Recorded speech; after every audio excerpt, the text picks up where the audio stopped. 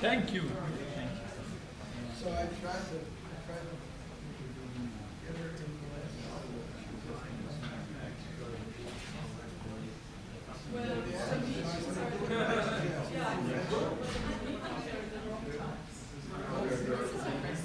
somebody's meeting.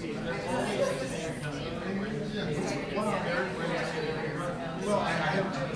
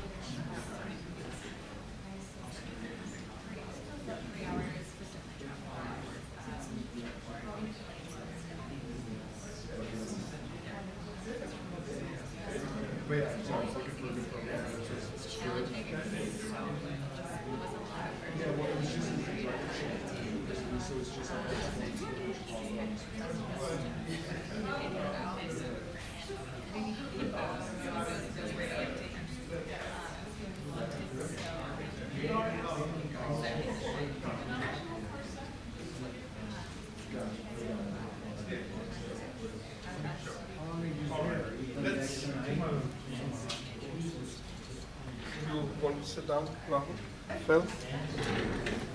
And I could be in the middle and I can take care of the computer and move the slides as you guys want them. Oh, okay. Oh, you can just move the computer slightly after Phil finishes.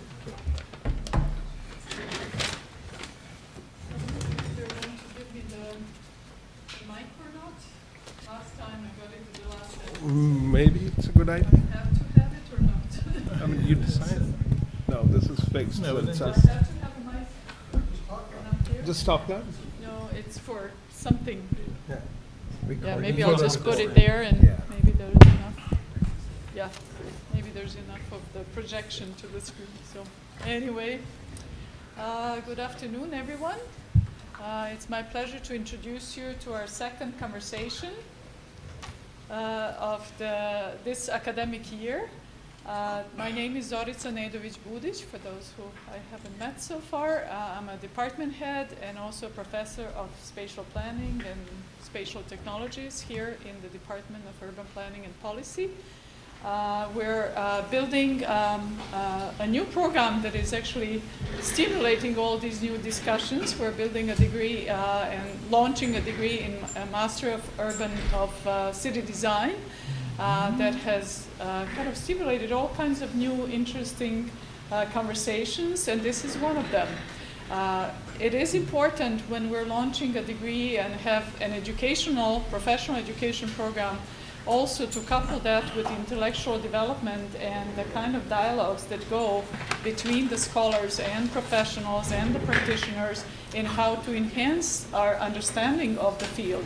So this is really the purpose of this particular, of the series of events. This is actually our fourth event. We talked about sustainable nation with Doug Farr. We talked about how we can enhance the patterns and use the patterns of design to understand cities at various scales.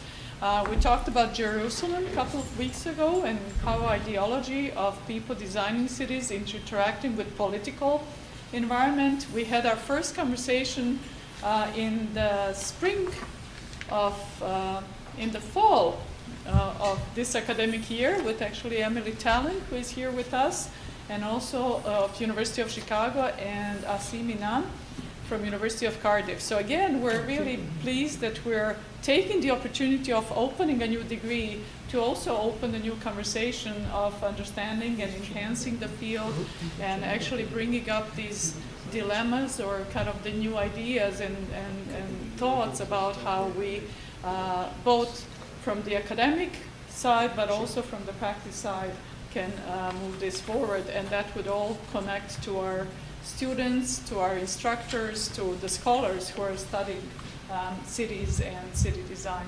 So again, it's my pleasure to welcome you. I'm passing on to the program director, Sanjeev Vidyarthi, who will introduce our esteemed guests for today and start the conversation. Welcome you all. Thank you, Zaritza. It's a pleasure to introduce the two distinguished speakers today, and sort of, as Zaritza mentioned, series of conversations leading to the launch of the MCD program in the fall of this year. To my right is Phil Enquist. People usually take the name, so if you say Chicago and city design, people in the same breath would mention, have you spoken to Phil Enquist? And that's not a joke. Zaritza and I sort of encountered it talking to a range of people as we went out to do an outreach for this new degree. Phil has been a long-term Chicagoan now, since 1981, when he started working with SOM, where he's a partner in the city design practice and sort of doing city design initiatives and projects all over the world. He mentioned 100 cities where SOM has sort of done this kind of work. But at the very heart, Phil is a synthesizer. So he sort of brings together various disciplines, regional planning, landscape, architectural design, city planning, and sort of working through across spatial scales. So right from regional, one of his more prominent projects was sort of designing a plan for the Great Lakes region. And then urban redevelopment projects in more inner city settings.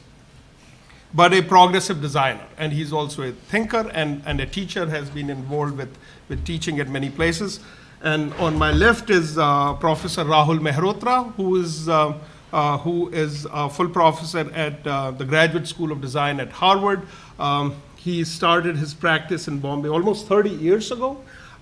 More than 100 projects in various urban settings, and more than a dozen books. Rahul had his exhibition in the entrance lobby of GSD a couple years ago, and I happened to show up, and it's a marvelous body of work, right? More than a dozen books and almost 100 projects. Like the word 100 cities. I like the notion of 100 tonight. Right, so nonetheless, so these two, Google them, Rahul Mehrotra or Google Phil Enquist, and then you would come across. Don't Google me. But at this point in time, I'd like to stop the introductions, right? So these two progressive designers, and we know the word looks different from different places. And that, I think, is the motive for tonight. It looks very different if you're looking at the word from Shanghai, or when you're looking at it from Dhaka, or you're looking at it from one of the smaller settlements in the Midwest.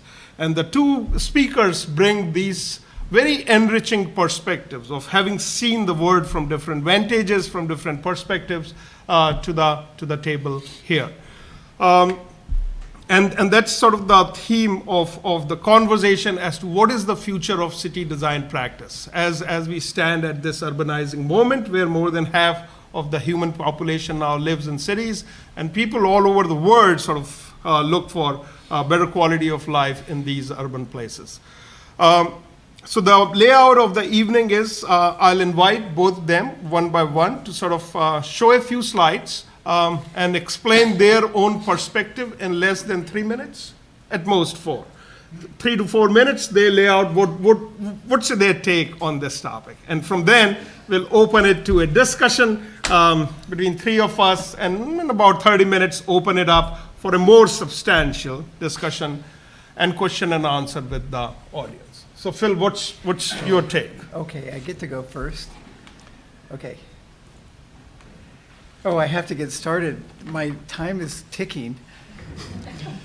First, a few things. It's nice to see people in the audience I've worked with before. So Steve Friedman, a brilliant economist in Chicago, we've worked with on a number of projects like the Glenview Naval Air Station, and then former employees, Ferhat Zareen, who is just a great urban designer, planner here in Chicago. So thank you for coming. And you didn't mention Sanjeev Raul, and I taught a class together at University of Michigan many years ago that was on Detroit, and it was a really wonderful project to be looking at cities, and it's hard to talk about them in 3 minutes. But what I thought I would do is just talk about one aspect.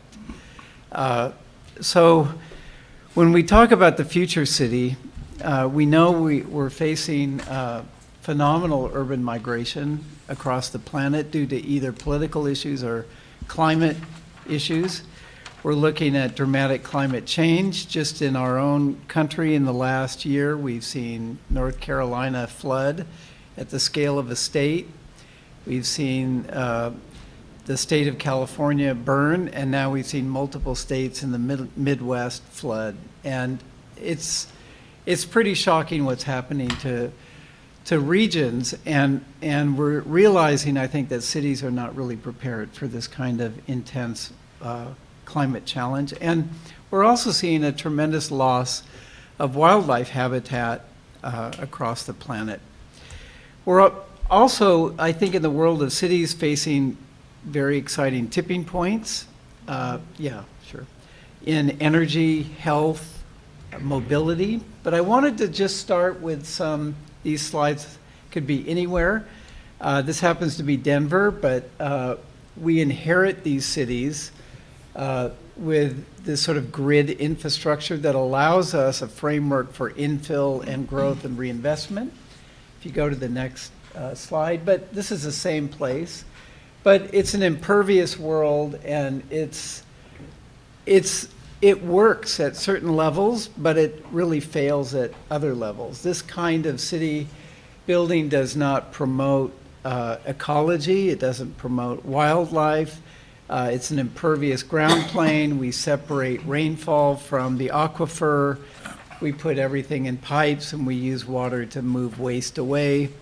And you can also, I mean, this could be anywhere, right? This could be Chicago. This could be Orlando, Atlanta. It happens to be Denver. But it also isn't really a place for people. It's been engineered for cars. The result is that we end up with fragmented ecologies. We end up with intense nutrients or pesticides in our water systems as sort of one issue. This is my planet exploding moment, and we'll work our way out of this. The other thing we are seeing, as last year in Paris, intense flooding of the Seine due to the way they have engineered their river for agriculture. And also related to water and energy, there's a strong overlap between coal-fired power plants and energy and water. So in this particular statement, you see 55 to 75 trillion gallons of fresh water are used annually in the process of coal-fired power plants. So the way we build our cities, create our energy, the way we move people is all rather damaging to ecology. So I thought the one thing I would focus on in my 4 minutes is how cities can be greener, because at the same time we're looking at tremendous urban growth. If we look out to 2050, as we reach over 9 billion people, we have cities that are major cities that are really planning phenomenal growth. So this great quote I love, "The future will be green or not at all." And I think we have to shift gears in how we think about not just ourselves and our built environment, but how we accommodate all living things on a planet. This satellite photo is to me an indication of new tools we have or may have, where we can look at the scale of the planet. This is overlapping cities in growth modes with highly sensitive ecological zones. And if our cities are allowed to grow, they destroy the most sensitive ecological zones on the planet. So how do you start to bring these data centers together? This drawing is more at the city scale of a redevelopment of an inner city airport, where the plan was really to give half of this land back to nature to filter the nutrients out of the water and create a cleaner water system for the city of, this is Kunming in China. And this is in Chicago, where, as many of you maybe know, there's been a lot of efforts on the Chicago River, an industrialized, steel-lined river, to look at how to soften it, bring wildlife back, improve the water quality of industrialized riverways that many cities suffer from. And then the smallest scale is just really maybe a different, slightly different urban form, where we see more intense mix of use. We see maybe food growing within inner cities. We see commitment to shaded environments that naturally cool urban environments, along with integrating natural systems. So this quote, just to end my 3 minutes, is really interesting. It's by David Grinspoon, a scientist. He wrote a book called Earth in Human Hands. And he says, we need visions for the future where we have embraced our role as planet shapers. And I think it's very interesting for the design community to see themselves as more informed planet shapers.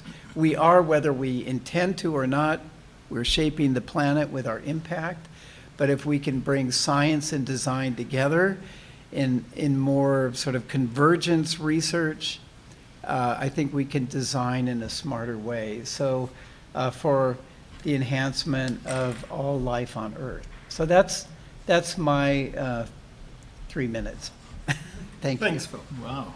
That's fantastic. No, I'm gonna. Yeah, that's inspiration for you, Rahul, right? Well, but, yeah. Okay. Can I just see this? It's almost impossible, but anyway.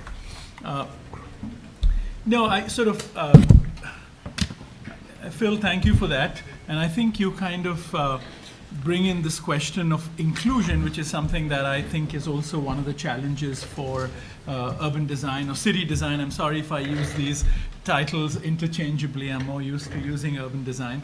So I think the idea of inclusion is going to be one of the big challenges.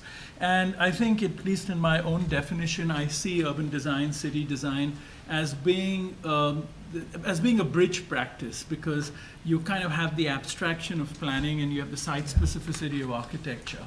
And really city design and urban design becomes a bridge practice, and it intrinsically becomes about advocacy, because it is about creating feedback loops between these different scales and obsessions. But also the practice of these bridge disciplines and planning in its broadest sense has to be about the public. I think whether it's the role of the state, which we are all despairing about, you can't have planning or city design without the state, and you have acute privatization today, which has been part of the problem. I think, Phil, we were discussing earlier how the mentality of a developer of maximizing just to make up for the high land value they've already paid off extends to the scale of the city. And then, of course, common good gets sacrificed. And so what does privatization mean? And I think for me, this is a really interesting map, because it shows you the kind of disjuncture between resources and paradigms. And no, it's no coincidence where the borders are the hardest, because that's where you have to hold them. But I think I use this more to make the point that the paradigms of the affluent are being transferred quite mindlessly on the non-affluent. And so it's also a problem of the paradigms in urban design, because I think urban design, unfortunately, or city design, the idea of the absolute solution is something that we've been overwhelmed with and we've been embracing. And how do you design for transitions, which is what we need, which is a whole completely different approach to design. And so I call this the architecture or the urbanscapes of impatient capital. And so you begin to celebrate those terrains which allow the frictionless arrival of capital. So suddenly Dubai, Shanghai, many of these city states almost sort of become the kind of paradigms then that get exposed exported around the world. And so the opposite of this is designing for transitions. I use here just the case of Medellin, where it's about small interventions that open up connections, and they open up the possibilities to facilitate the transition of these environments. And so I think imagining, speculating about the transitions is one of the big challenges that I think city design should begin to embrace, because I think there's a limit to these absolute solutions. And I think, for me, everything Phil highlighted and articulated as problems come out of these kinds of absolute solutions and using them as paradigms which get superimposed. And so this is really the dichotomy between the city as big architecture and the city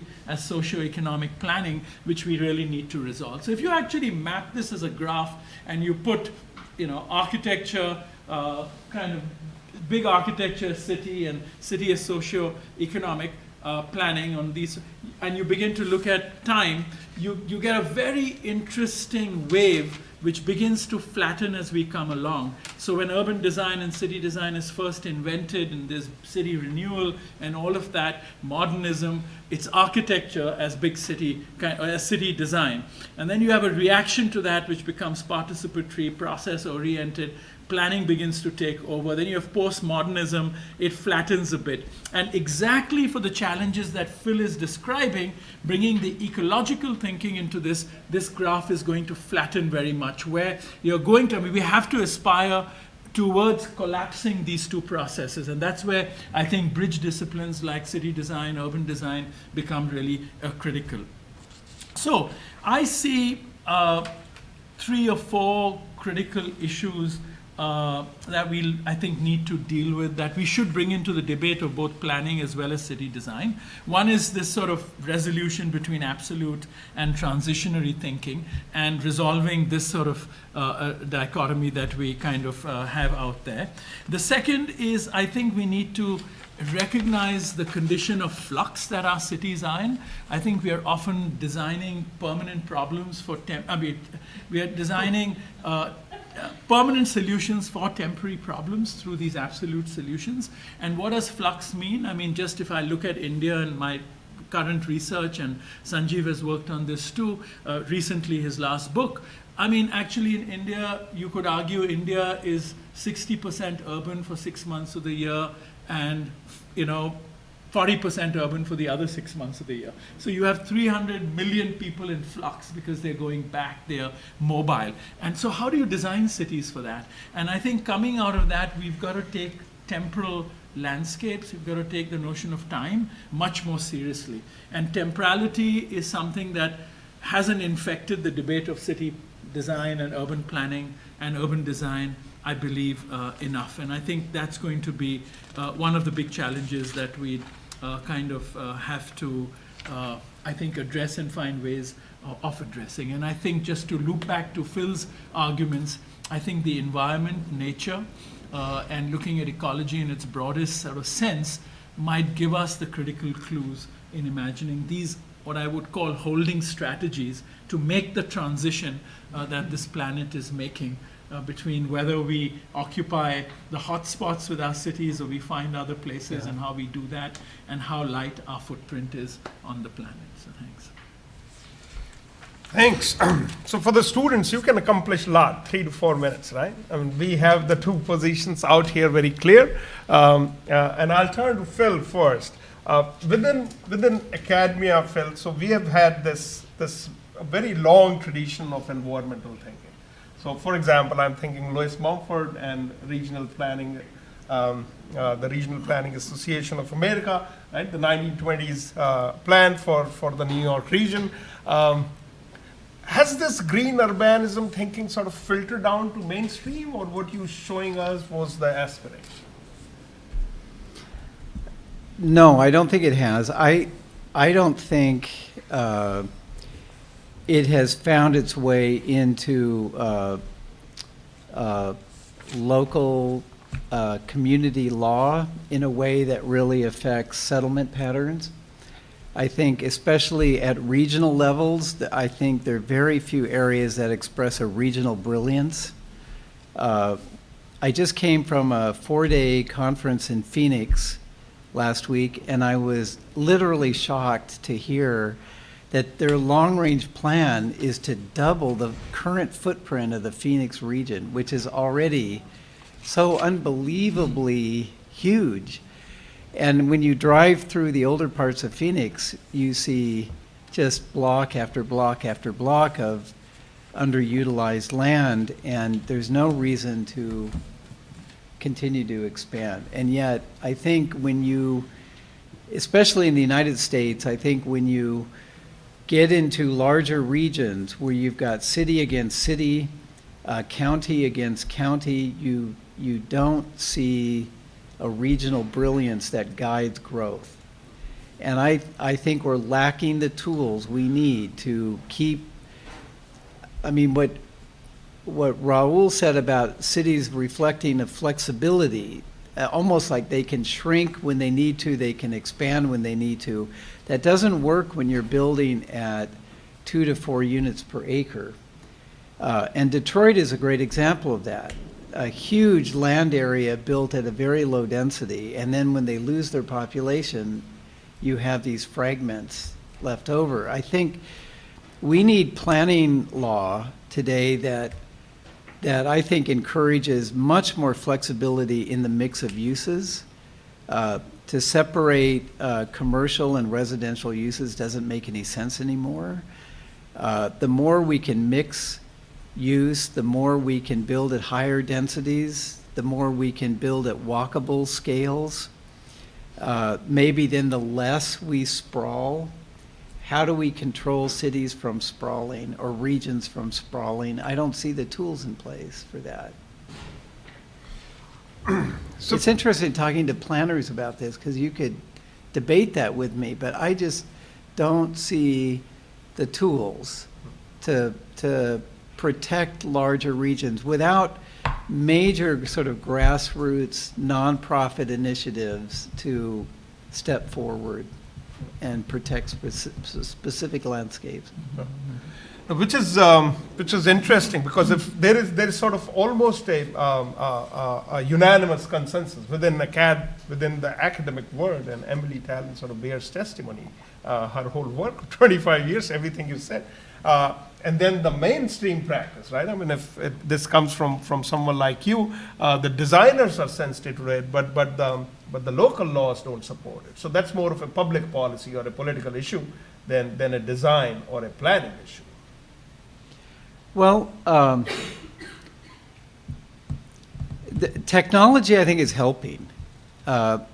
Somebody explained to me, and I don't know if this is true, but it was an interesting theory, that why is Fulton Market suddenly so successful in this vibrant, intense transformation? And somebody said it's due to Uber and Lyft technology, that this was an area that wasn't that easy to get into or out of, and now it's very easy to get into and out of, and without worrying about parking. Due to Lyft and Ubers, you can get in there and get out, and suddenly, I mean, there are a lot of other reasons too, but I thought that was kind of interesting that this technology was like a Kickstarter for Fulton Market to change. But cities are densifying. I think we're seeing an urbanization trend across America in cities, where people are wanting to come back together. People are wanting to be in more walkable or bikeable urban environments. This is good. And we can maybe shift from the last 75 years of building based on the automobile. Now, shifting gears a little bit. So Rahul, based on the 3 or 4 major points that you made, what do you think are some of the more concrete design solutions that we should be pursuing in light of what you said, and how? I'm thinking of more specific examples. For example, if I have to design for transitory cities, right, where there's a flux of people in and out. Can you think of an example, or would you like to elaborate on that point a little bit? Well, I mean, I think fundamentally in city design and urban design in its classic sense, we've made architecture too much of the central instrument by which the city is organized. that already begins to lock you into all sorts of inflexibilities. And so the question is, and I mean, again, Phil's presentation alluded a lot to it, is what are the other domains that can actually help you inform or can nourish thinking about what sets up the parameters for the form of the city. It need not be only architecture. I mean, of course, architecture can be incredibly instrumental to create the densities, to create robust forms, but it's been too central, the instrument. And so therefore, that has implications on zoning, it has implications on land use, it has implications on, what you reserve land for changing uses. We reserve open spaces for parks. That's actually quite static in the way we even imagine open space. And so can you have, on a temporal scale, different kinds of uses allowed, I mean, even just the farmer's market, which has become such a phenomenon, it always surprised me. I always said, share this story when I first moved to teach in Ann Arbor. My kids came back from school, they were 10 and 12, and they came back excited because the school had taken them to the farmer's market. And I said, like, they said, we've got to go and see, you've got to come with us to the farmer's market. I said, you've forgotten our whole cities like the farmer's market, which is Mumbai, where we came from. And so the idea of suddenly bringing this temporality into what is otherwise a static city, which creates different kinds of human interactions, connections, body space, all of that. I mean, we need more space for that, So how do you, I agree completely. How do you set up governance for that? I mean, how do you encourage that to happen? Because we do over-prescribe, over-program, Right. and things end up very static. Correct. No, and so that's why, I mean, I think the Global South, and that's why that first map I started with, why are we only using paradigms that come out of conditions of affluence which use architecture instrumentally to organize the space? I mean, I was recently at Warwick Junction in Durban, and it is the most incredibly managed market and is done by civil society NGOs. And they have, for example, a system where they have platforms off the sidewalk where there's a lottery system. So hawkers are regulated, which you otherwise think will be chaotic. Yeah. They've brought it mainstream into the governance system where they have the kind of dynamic turnover of vendors. They have zoning within that where certain kinds of produces can be. So, and this is a large scale market. Or if you look at Mexico City, those parking lots sometimes have 50,000 vendors on weekends. It's managed by the state and the city in that case. And they accept that those temporal landscapes. Now, these are happening sort of in the interstitial spaces by default, and governments are accommodating. And I think this is accommodating this phenomena. So this is a challenge, I think, for city design. Can we kind of preempt these anticipatorily in a way that we bring them into the imagination of the city? In the same way as you showed us that beautiful project of water, the last, the city where you've, where the water is used, or that landscape is used to filter the water. I mean, you need big scale gestures which embed these other imaginations that form a city. So it's one thing about retrofitting cities. So we can say, let's take Chicago and find spaces that we could reserve for this, and how do we work around land values and all of that. But, the one thing, I'm sorry to go on, but this is related. Our imagination also is fixed for good reasons, like you showed us the hotspots. But if you look at the theorizing about cities, you look at discussions about cities at universities, we are bloody fixated on the mega cities. Because there's a kind of perpetuation of knowledge construction around these. But I know the two of us have been looking at India, for example. The real urban time bomb India is sitting on are places that are 100, 200,000 people today, where actually urban design and city planning, you can intervene because those possibilities, they're not yet locked into a paradigm. But the tyranny of images from the mega cities are propelling those small towns in a particular direction.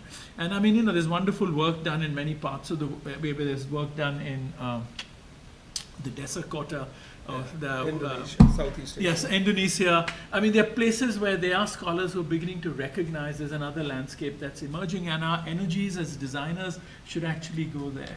And I think, so there is a kind of concentration of the capital of knowledge in the area of urbanism that is sort of focusing so much on megacities. It's compelling, but really I think if we have to save the planet for also the reasons that you outlined, city design, urban design programs, the university research has to, even in China, for example, the real urban time bombers are small towns. So that sort of leads. Where also it's not politically often so contested. And even land Yeah. is not so contested. So you can do the kinds of things you're showing us. That's why you could do what you were doing in those cities. I've been spending a lot of time in Knoxville over the last 5 years, which is one of these smaller communities, and they have this sort of beautiful hierarchy of places in the downtown, which starts with the Market Square, which used to be a building. The building burned down, and now it's a public square where all sorts of events happen. It's like the living room for the city. So every night something's usually going on. Weekends something is going on. And then that translates into very active, walkable streets. And I do think with the American city framework, the grid from the 19th century is really a gift, because it creates this small increment and almost an equality between public space and private space. I think those fine-grained grids have got to be almost 50% of the total land area.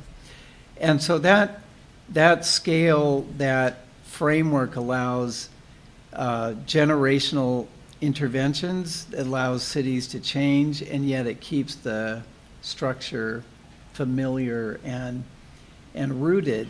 The problem with that is it just can't go on forever. So you almost need a model of this kind of fine-grained grid to guide growth, and then breaks where the larger ecological systems move through, and then those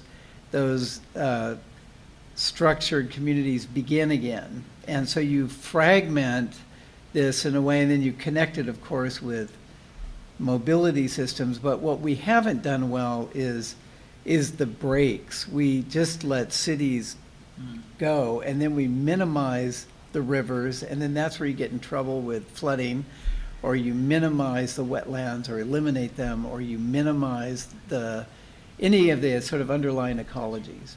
Yeah. No, I mean, just to put that another way, because that's, I believe, bang on, is we kind of design cities and then we make space for nature in a sense, versus designing the landscape and then actually Yeah. using the interstitial space which comes out of the logic of ecology is where we occupy it. So it needs a complete flip, and that's why I think when architecture is instrumentalized so much in making city form, we invariably get trapped in constructing the buildscape first in our imagination and then making nature secondary.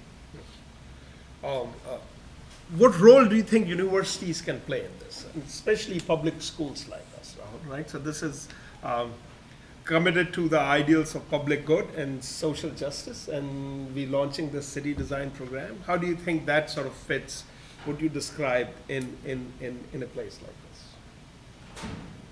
I mean, I think, well, first of all, I think, and we talked about this a little before this event.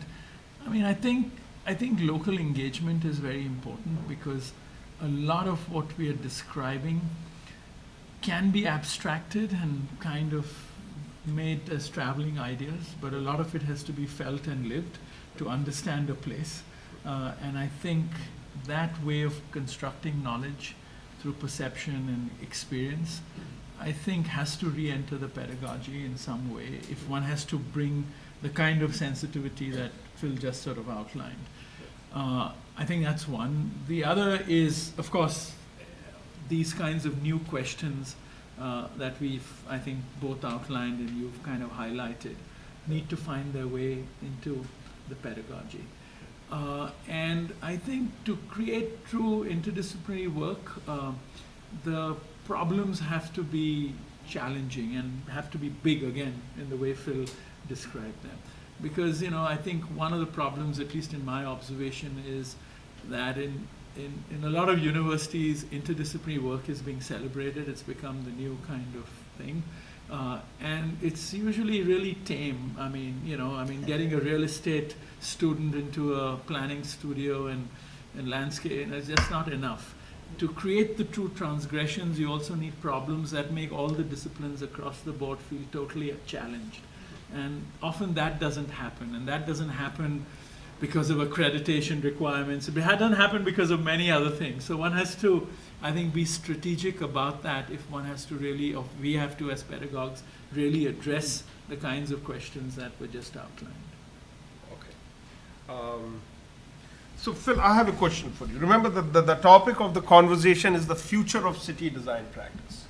What we've sort of seen is, and Forsyth argues it in our book on neighborhoods, that the interest in cities come in long cycles and goes away. For example, the last quarter of the 20th century, people didn't really care about cities much. Whereas one could argue that in the post-war period, city planning and city design was sort of booming. And given that we live in sort of in this urban moment, do you see this interest carrying on, or would it be, as your slide showed, no future at all in a few years? Well, I think it's an economic model more, and the design component is a reaction to that. I think people are coming to cities because they're given an option of a better life, a better job. Cities that seem to be sources for better talent. So employers like to be in urban settings. There are a lot of economic benefits to be in a city, the cross-fertilization of talent pools. So I think that that's part of the reason this is happening. And then there is a sort of lifestyle choice that I think at first we saw it with younger generations wanting to live in a more vibrant urban setting, retired people wanting to move back into a vibrant urban setting, and the suburban communities sort of failing to meet those larger cultural demands. So I think culture and economics had a lot to do with it. But I think we're not going back. I think we're here to stay as city dwellers. I think North and South America in general have been predominantly urban for a very long time. 75, 80% urban, I think, both South and North America. So we're countries of city dwellers, so I don't think we're going back, but I do think that cities are becoming cleaner, less polluted, so they're healthier. But we have other issues. They're not affordable. I mean, affordability is a tremendous challenge to living in an urban environment. And I think what we're going to see in Chicago, I think, will be really interesting. Like with this new mayor, we have a new mayor starting in a month. And I think the whole shift is going to be to bring neighborhoods up that so desperately need investments. Don't you guys think that? I mean, I think this is going to be very cool to get involved in this broader view of Chicago and how to address the areas that have not come along with the success of downtown, for example. So how do we make cities affordable? How do we still provide good education so that families don't leave for better schools? And how do we deal with the safety issues? Those are real challenges we face. But on the whole, compared to 20 years ago, cities are offering to many people a much higher quality of life. Yeah, so I mean, just to extend something Phil said and to go back to your question, I mean, I think the affordability is so critical because, I mean, the other way to say that is also they're becoming highly inequitable. And Yes. there's also an upper limit to that in terms of their sustainability, so that I think is one aspect. But the other aspect, because you were referring to Anne's book, is, and I know the question's been asked before, but I think in today's world, an example, I don't mean Uber and Lyft in this case, but with new technologies, the connectivity, I think even the question of what is urban and the, Yeah. I mean, the urban-rural binary is completely dissolved in some ways. And so, and that's why I think the small towns and looking at other settlements becomes very important for universities, but for kind of to imagine the future of cities, because these, I mean, things that Phil just described about the grid breaking and nature and the upper limit of each, I mean, those might play themselves out. You might have new cities, and the future of cities might not lie in the mega cities necessarily. It's right now incredibly obvious, but you know, things change quickly. I think it's also at a regional scale, it's very challenging. We've gotten involved, I showed that one photo of the Seine River flooding, and we've gotten involved with regional planners in the Ile-de-France on this whole view of the Seine River watershed. And as we've been traveling through this, it's kind of shocking to me the smaller communities outside of Paris look, many of them look very destitute. Like there are no jobs, there's no industry. And what do you do to a region where these smaller communities have lost that basis? And so when you step back and look at the larger region, just a whole set of issues present themselves. The city itself is not affordable, That's right. but there are no jobs in the outer communities. By the way, can I just go back to your question to Sure. Raul about what universities can do? Yeah. I think universities are have the power to convene, and this summit I was just at Arizona State University was set up to bring science and design together, and they're looking at subjects related to water and energy on all the cities between Los Angeles and Jacksonville, Florida, on the I-10 corridor, all of them pretty much in growth mode. And this was a university that took this on. This university decided all these cities are going to participate and invited people from these cities to come. They hold these forums annually, and then they do things throughout the year. But I think in Chicago, UIC could play a tremendous role in convening the world to talk about urban issues and use Chicago as the place to host it. So I think that's one of the powers you have. Which could happen in a university setting. Yeah.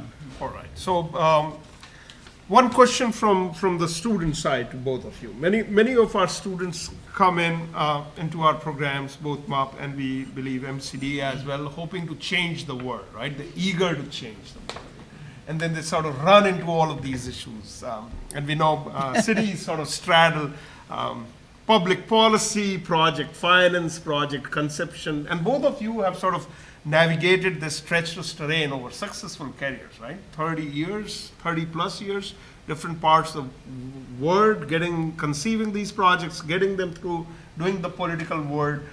So to use a millennial phrase, what's your MO? So to both of you. Phil, what's your MO? And then to Rahul, what's your MO? How do you do this one?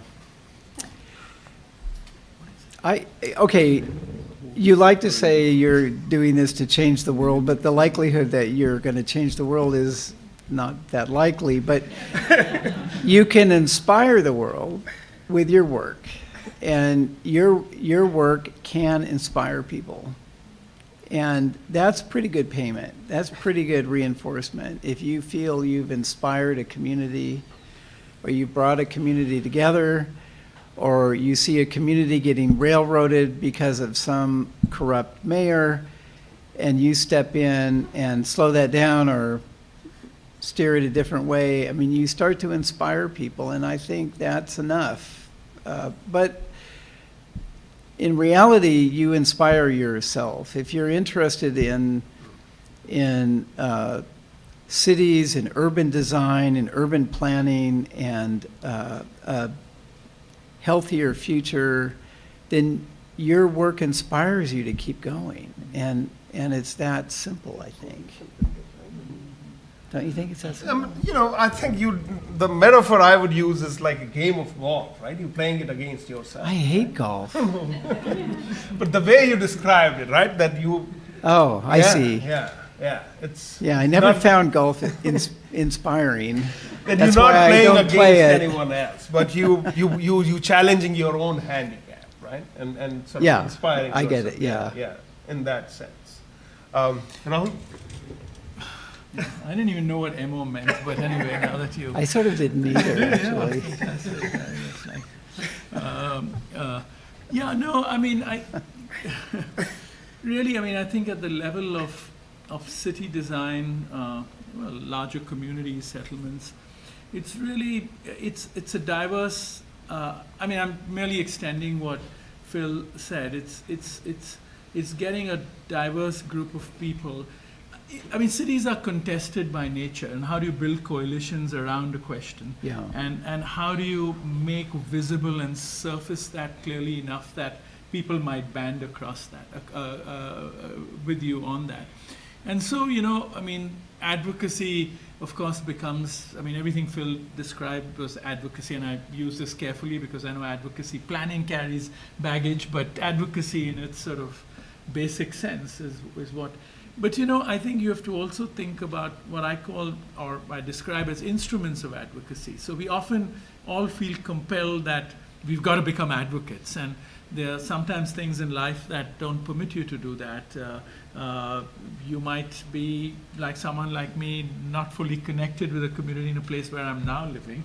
But you can contribute also as planners and city designers with constructing the instruments of advocacy, which might be whether it's documentation, whether it's surfacing possibilities, whether it's creating this sort of kit of parts that might allow communities to use this possibility instrumentally. And so I think we have to sometimes separate advocacy and the instruments of advocacies, and sometimes universities are better at constructing those instruments for advocacy, which then you create interfaces with, which is not to say universities can't become advocates too, but sometimes separating it is useful for younger people because it allows you to expend your energy more strategically, perhaps. So now to both of you, any concluding remarks before we open it for questions and discussion with the audience? No, I'd like to hear from the audience. No. Okay, all right.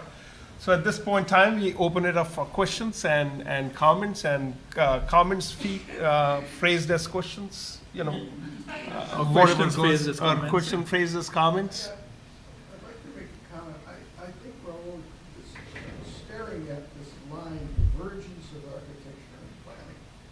Take away what we're diverging, the issue of divergence, and that's really covers so much of the conversation. I'd like to compliment you on the dialogue that went on. It was very thoughtful, and I think it's creating a lot of issues that could be spoken of.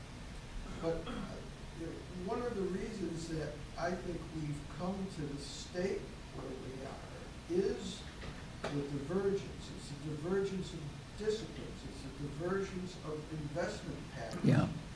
It's a divergence of ways of thinking that are there. And it's a great observation that came out, I think, Raul, it was your observation, that says, you know, we probably do better working at the small scale than the big scale.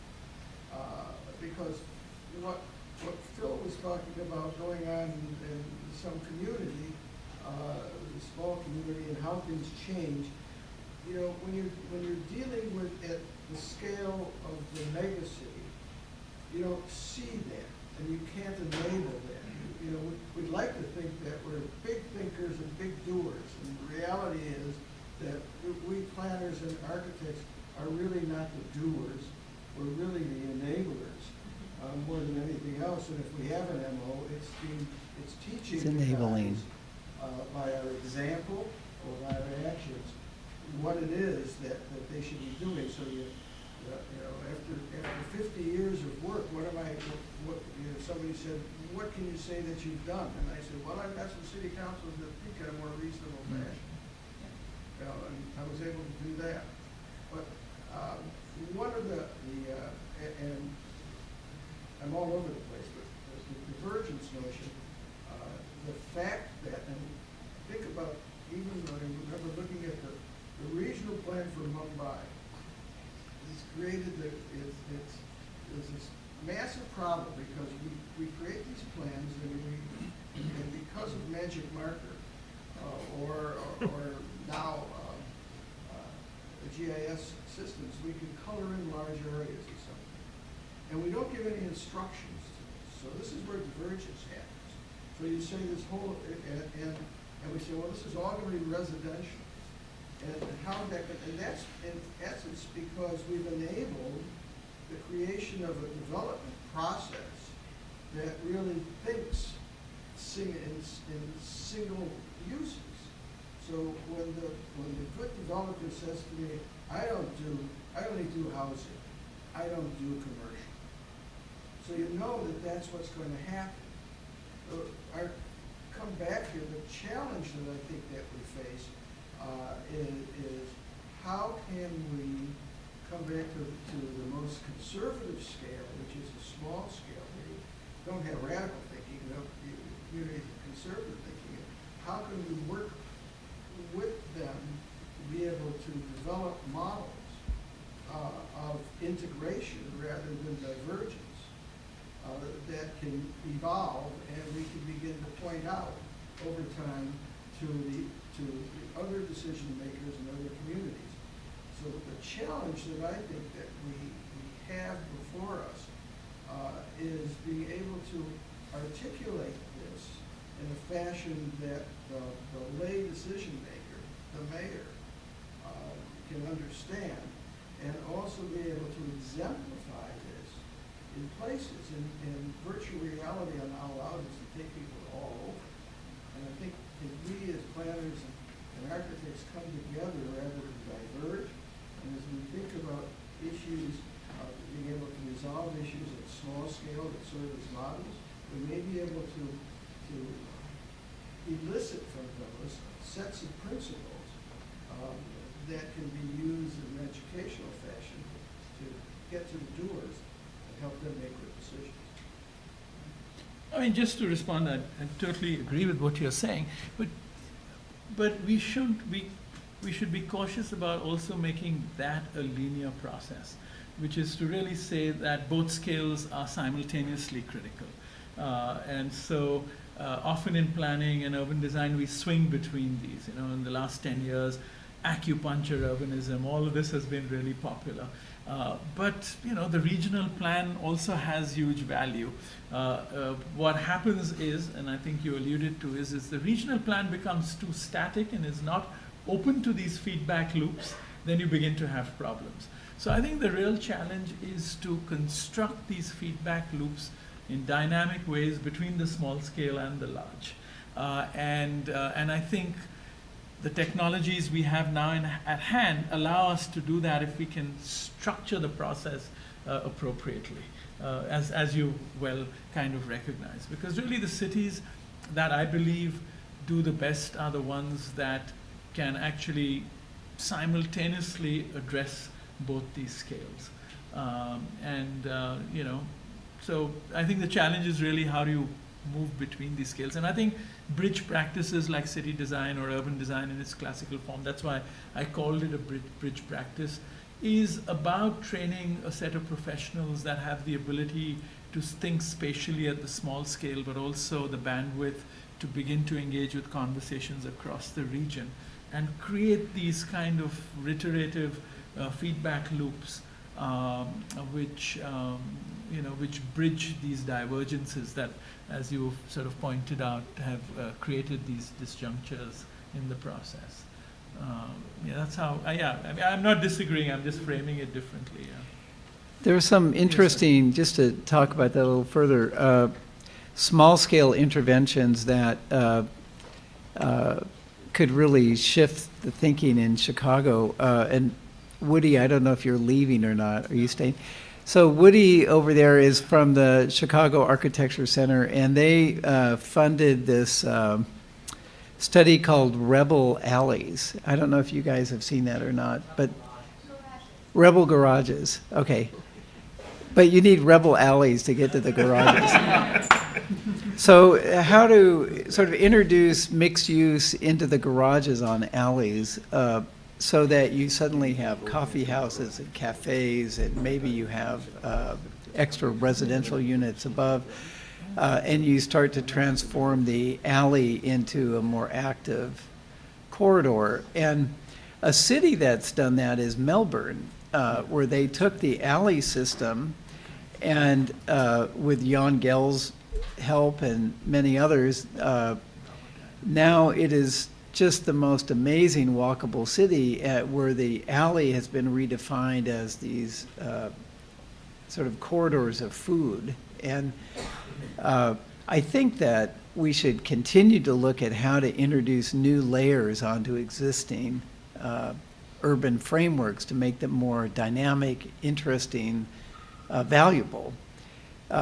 And again, I think if we could do that in cities, we might find intervention solutions for affordability, and we might not need to spread out into the greenfield sites. I mean, I think if you look at all the vacant land in Chicago and the fact that it used to be, what, 4 million, how big was it before? 4 million people? 3.2, and now it's 2. That's the demonstration space. If you look at many of our neighborhoods, there's more spaces and places in those neighborhoods.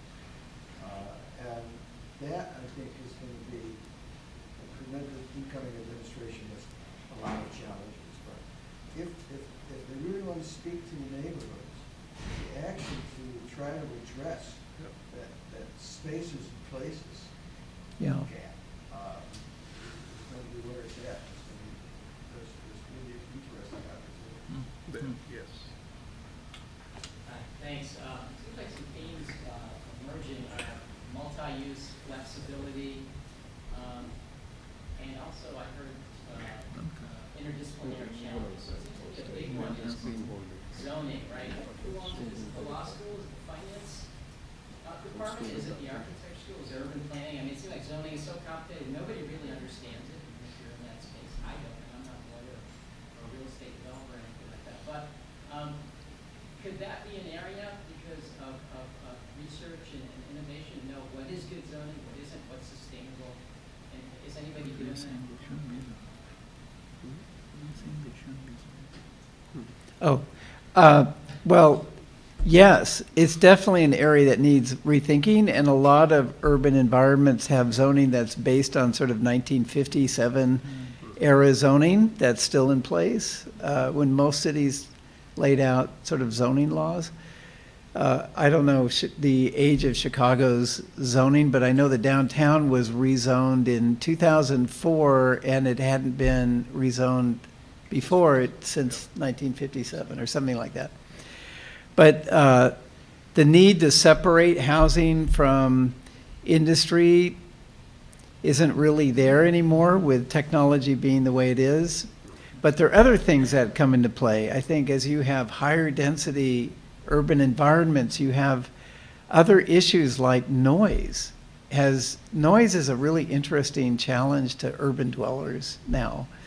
But I think you could definitely research the subject of zoning and find where more flexible zoning maybe produces stronger sort of economic incentives, healthier urban environments, more investments. It'd be interesting to research that. Oh, Paula. I've been trying to play Oh. that. I'm invisible. Just kidding. Do you have any ideas as someone who practices in the U.S., I struggle a lot with the value that the public has in this country, investing in the public. And I don't know if it's a crisis of values. I mean, I come from Latin America where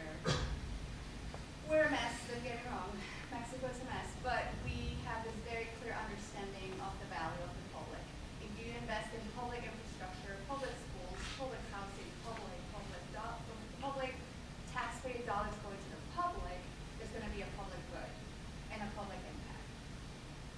In the United States, it's not like that. There are other values at play, and we have to justify over and over why it's important to invest in the public. Public schools, public libraries, public housing. So the question is, are there any ideas from your practices how to reclaim that value of investing in the public? My latest example, analogy that I use with my students is the connotation around when we put public on something. Like public libraries, yes. Public parks, very good. Public schools,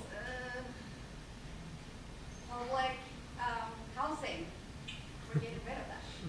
So it seems to be a relationship with that value that is not going in the direction that will make room for all this investment where it needs to happen.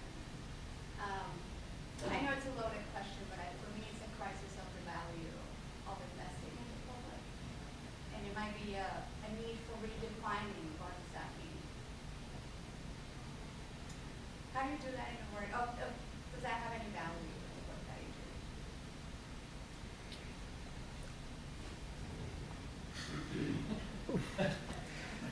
Okay. I mean, I do think something's seriously broken when cities don't seem to be able to find the funding for supporting, as you say, the public infrastructure.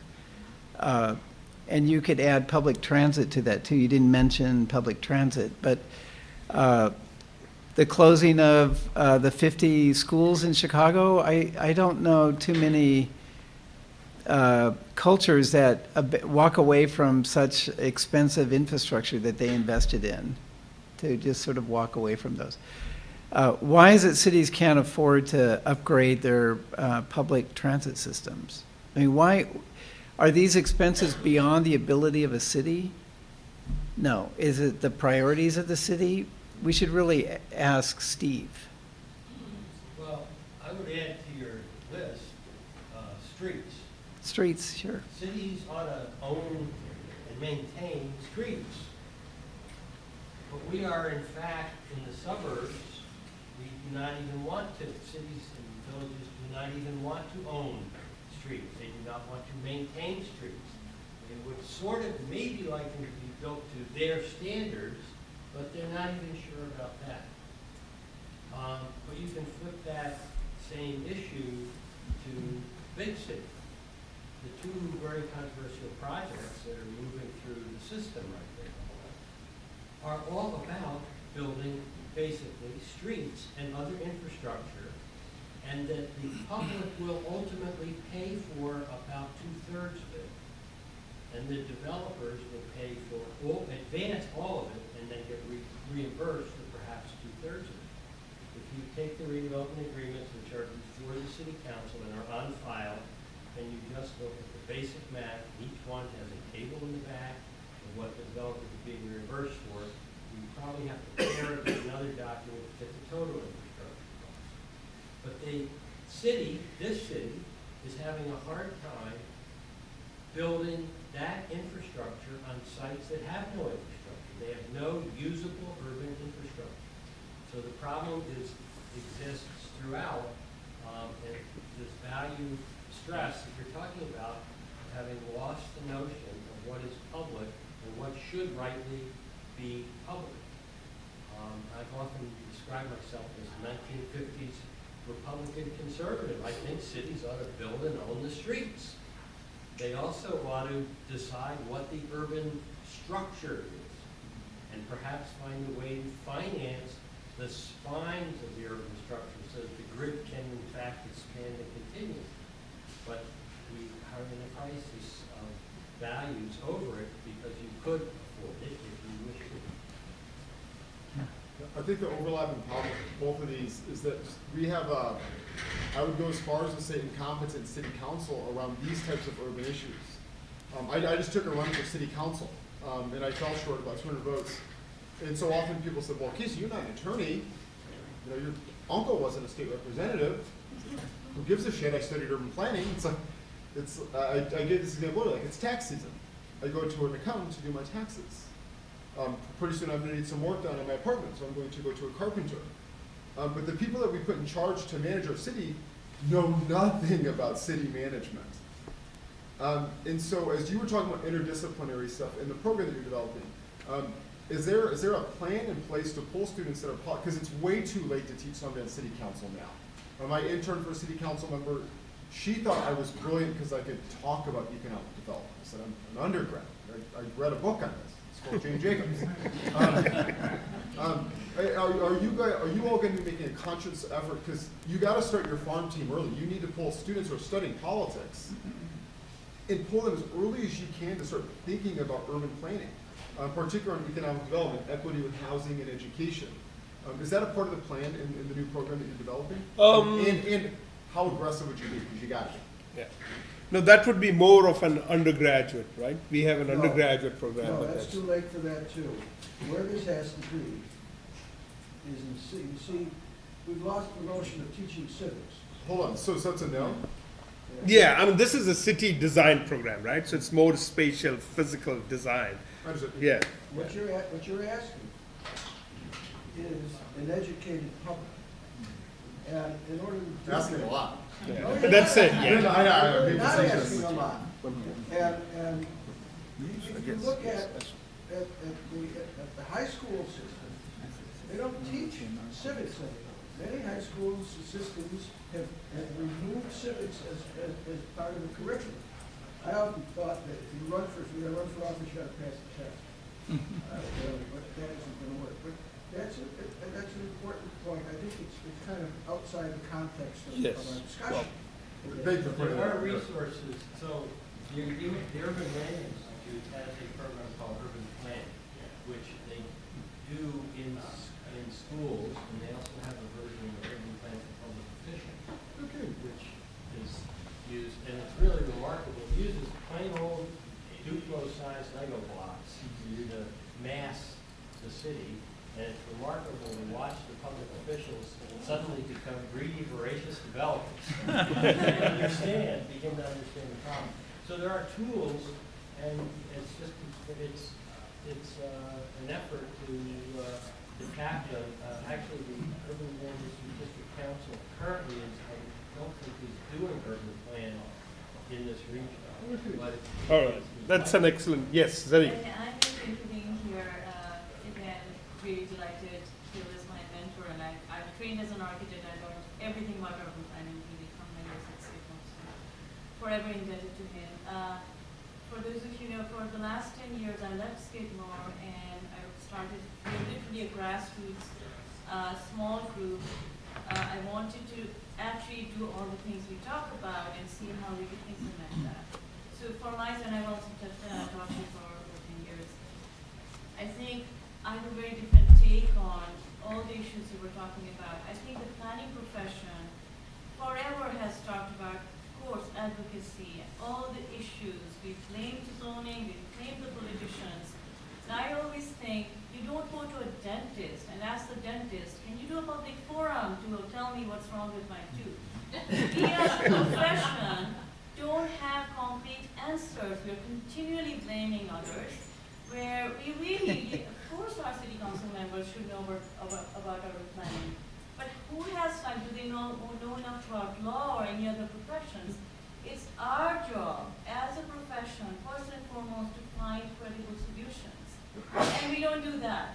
And all the issues we all raise, of course, but in 10 years, I have been stunned to find from the most uneducated people in the fringe suburbs to we work in the city as well, that the climate has changed. The fight is actually easier. We have changed zoning to make it more flexible. Everything you are all talking about on the ground, we are actually doing. And what the biggest challenge is to find actually consultants who have the skills to deliver, to have the research that we don't have the time to do the research, that the research is available to us. So I would say the fight since the post-war era that this profession has fought is changing. Our students don't need to fight that fight anymore. We need programs like this to give them tangible, to have a question like, is there anyone doing zoning research? Of course there is. We should have the answers. We should have standardized rules. If you look at the the ICP exam, it tests you on nothing. This is why we as a profession are not taken seriously. That architectural, education is different. So there's so many issues, but I think the future is a bit more positive. It is far more rosier. That everything from a public street, the emphasis on public, I would say the fight is easier now. So we can't keep saying, we need to keep fighting. We need far more technical, tangible, well-researched answers. So the next generation is really solving problems. And that's the reason I separated advocacy and the instruments for advocacy, because what you're describing are the instruments for advocacy, which comes out more naturally from a university, and it's easier really for younger people, because that's their expertise, that's their core expertise.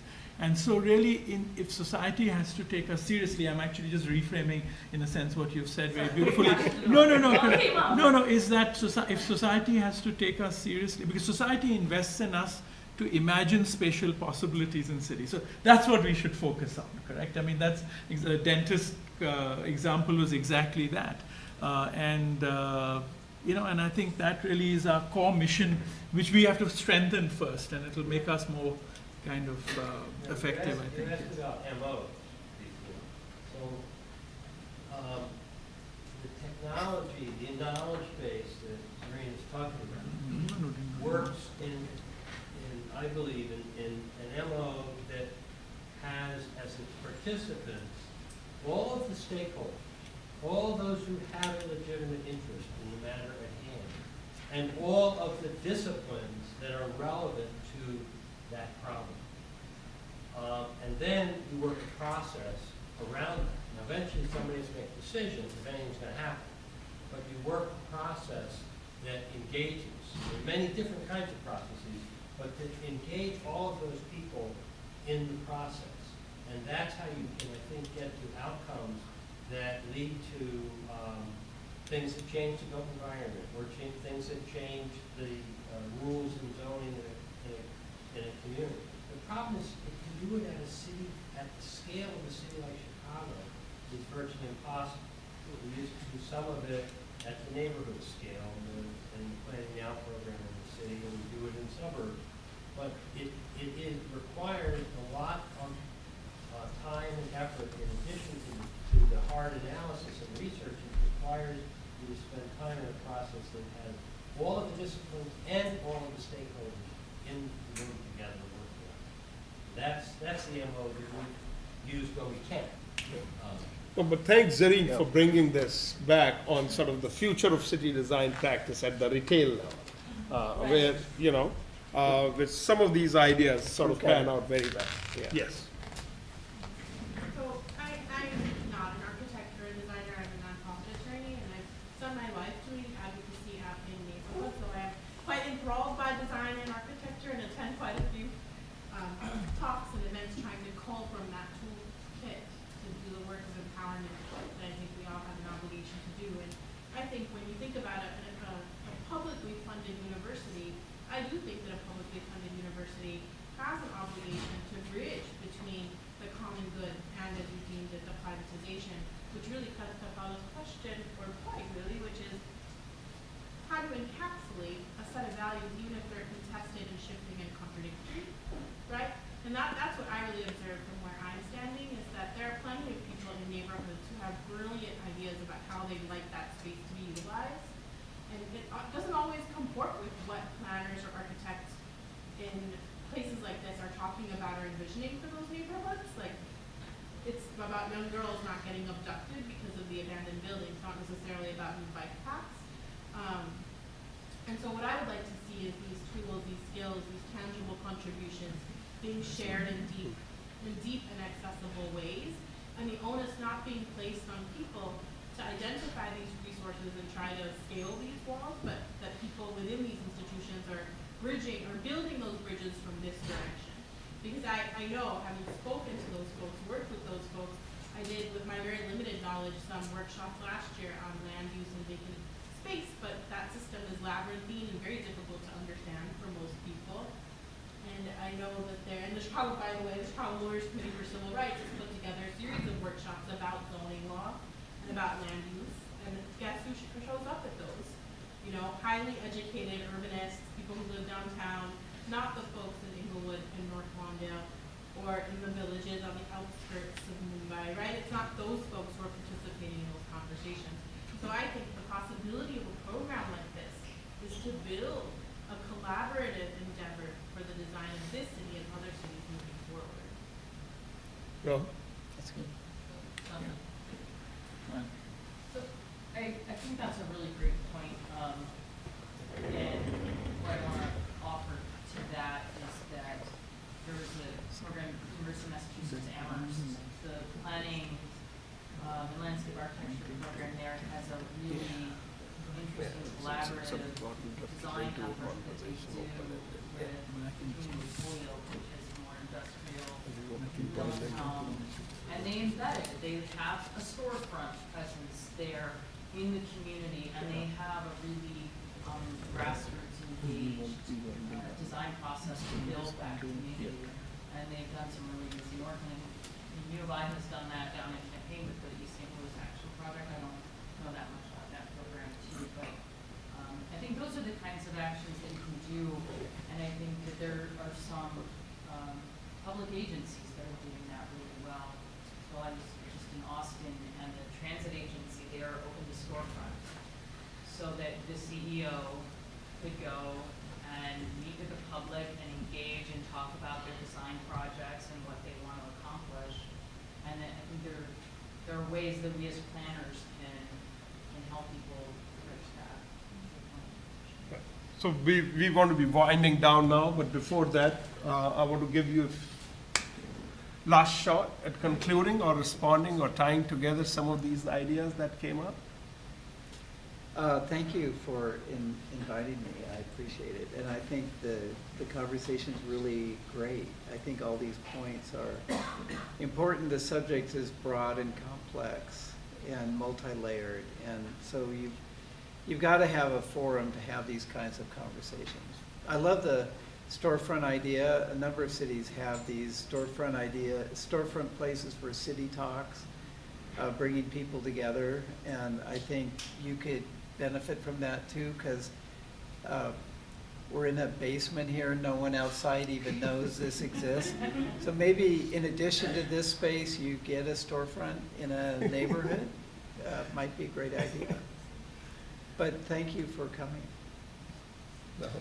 Yeah, no, this is, it's fantastic to also see something starting with all the hope and hopefully transformative powers. But I just want to make one comment starting from your comment on values and the devolving of planning from the public in that sense as happened in America, but also the comments I think that you raised. And it just made me think that I think one of the challenges for pedagogy and for the university in training, professionals who would be change makers, let's say, or be effective on the ground and be able to straddle questions of values is also a very fundamental question which we don't take very seriously when we train architects or planners or urban designers, is forms of clientele or patronage. What does that mean? It's very singular. When I talk about architecture, I begin to actually break the client and unpack it, and I always see it as a patron, an operational client, and a user. So let's say we're doing a library for the School of Architecture, which we just recently did. The patron is, the trustee of the trust that has initiated the project. The operational client are the building committee, and the users are actually the kids who are going to use the library.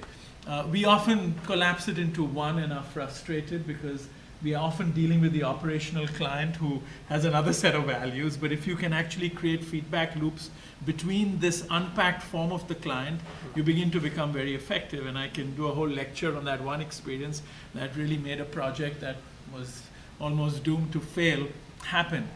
And I think in planning urban design and listening to all the four last comments, couldn't but help think about that, is how can pedagogy prepare students for a much more diverse reading of what your client is. Who are you actually serving? So it's not about them just gathering the crowd. But for example, today in India, as you were mentioning, Mexico too, civil society is becoming very important as a patron, because they're the ones who are, because I mean, at least my understanding of civil society is folks who can connect with both the grassroots, but have the bandwidth to also engage with more powerful forces. And that's what civil society does. And actually for planners, that's a great constituency to connect with, because they begin to make that connection. So as an architect or a planner coming out of school, it's going to take me a decade to make that bridge. But I can actually connect with civil society, as you were describing, with very specific tools and very specific instruments that help them create those forms of advocacy. And so I think understanding who we are serving and what is the moment that we can make that interface, whether it's a self-initiated initiative or whether it's connecting with civil society that has already invested in that formation, becomes also very critical in the way as professionals we can engage with the world outside. Thanks, Rahul. So at this point in time, I'd like to invite the Dean of the College, Dr. Mike Pagano, for a vote of thanks and to conclude this event. Thank you, and thank you, Rahul Malhotra and Phil Enquist, for the presentation today.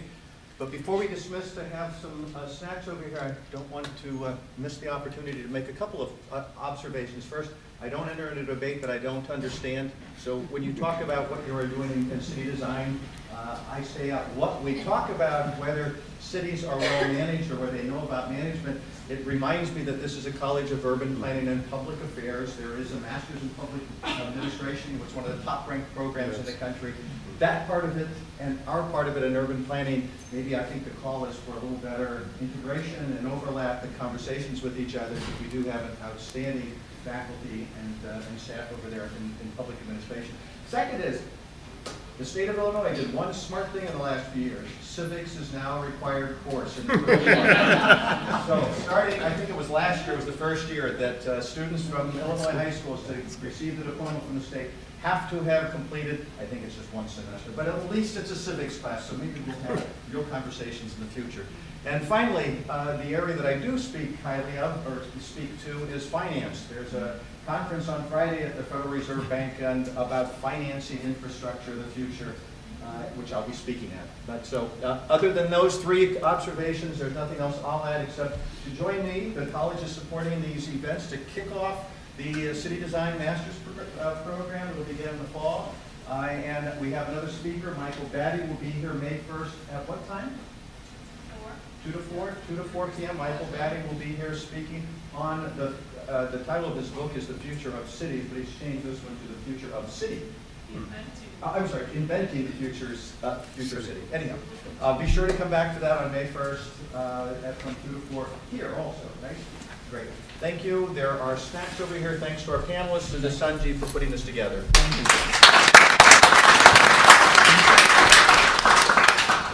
Thank you, that was very nice. I hope that was nice. Yeah, we had a good conversation. I'm glad.